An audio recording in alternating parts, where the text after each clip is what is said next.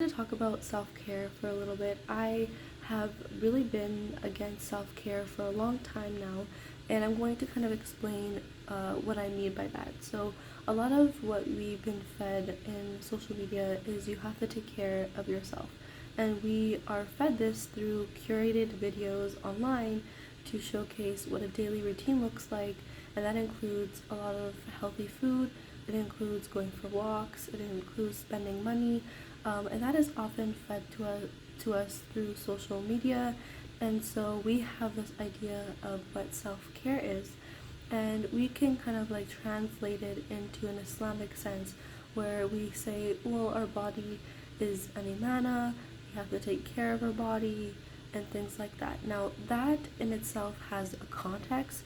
You can't say our body has an imana and that is valid for overindulging and going beyond our capacity. So I want to say that a lot of things are in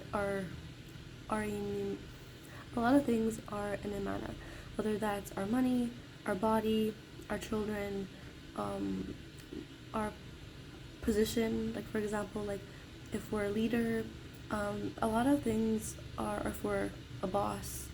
Like there's a lot of things that we are responsible for that Allah has given us. So for everyone to say that our body is an amana, you have to put it into its category. And by doing that, I think we have to look, number one, at we have to look at our past predecessors.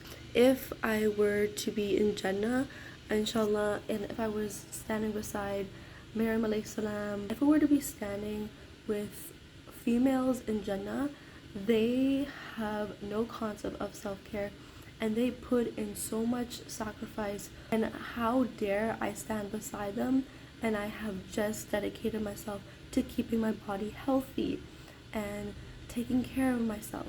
Like we have to understand that they put in the work, but they were able to take care of so many things. Their energy wasn't because they took care of their body.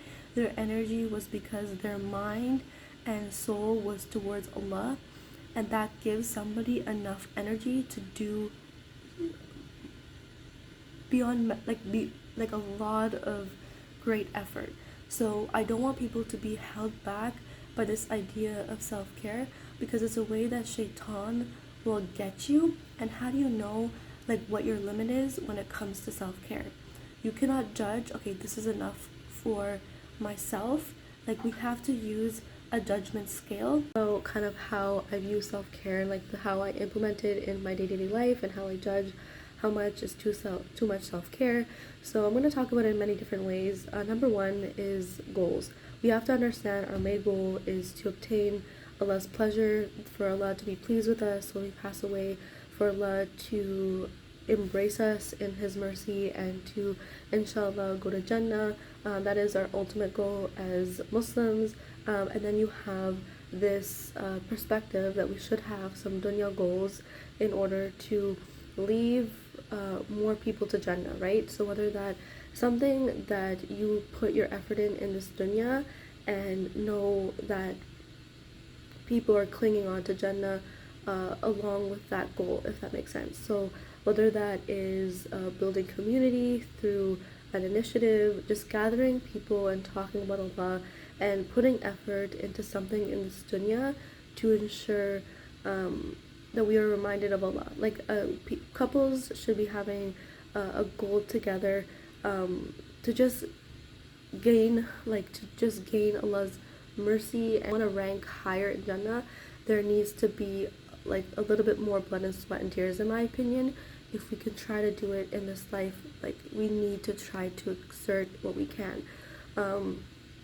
So keeping that in mind, that's kind of like how me and my husband operate, is that we have one goal that we've had alhamdulillah since the beginning of marriage, and we will not give up on it. Like we're clinging on to dear life. We will not give up on it. And with that, when you're holding on to something and when you're working and curating that, you will feel physical pain. Like that is natural to feel. If you are putting a lot of sweat and tears into something, you're gonna feel a certain consequence, and that consequence, whether that be some body pains or this and that, like, it's not bad. Media has put that into saying it's bad, it's bad. And keep in mind, the concept of healthy is curated by non-Muslims. The idea of health within itself doesn't keep the hereafter involved. It just keeps the hereafter away, right? We need to understand that health is fed to us through non-Muslims, okay? Just keep in mind. Going back is, I don't know, I guess that's how we, like, so yeah, having a goal in this life, and then honestly, it's just to keep afloat. It is not to, in my life, it is to just keep afloat. I'm not here to achieve optimal health at this age and at this time. I'm not in the state to think about that right now. It's too urgent. Like, but this is my personal, yeah. So I book doctor's appointments, and that's all that I can do. I can't buy luxurious like groceries, and I can't change my diet 180 right now. I can't. I do what's in my capacity, and my capacity is just to call a doctor. I really can't do anything else.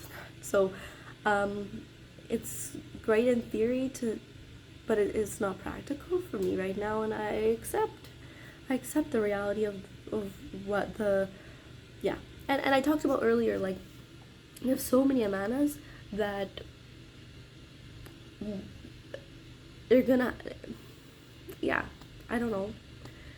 I know my child, inshallah, like, I know like, it's not like it's Allah, everything belongs to Allah. So, like, but I rather plant so many seeds in her, and my health may be not the best, but at least like Islam will care, like, sometimes you just gotta do what you gotta do, and ultimately the body is to Allah.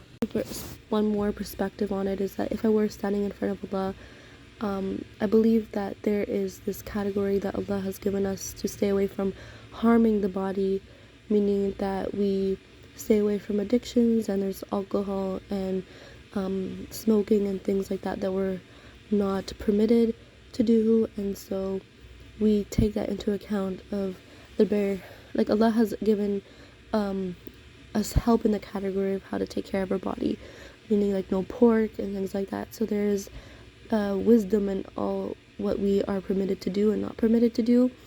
And I think that Allah, if we were standing in front of Allah, He's not going to ask, why didn't you eat healthier, or like, why didn't you, exercise more and things like that. Keep in mind, like, seeking Allah's pleasure and the questions and going through your whole life, it's not measured again through the lens of a physical thing that will disappear, like our body, right? Our soul, and what it was towards, like answering the 3 questions in the grave. Like, these things are optimal and should be our focus, inshallah.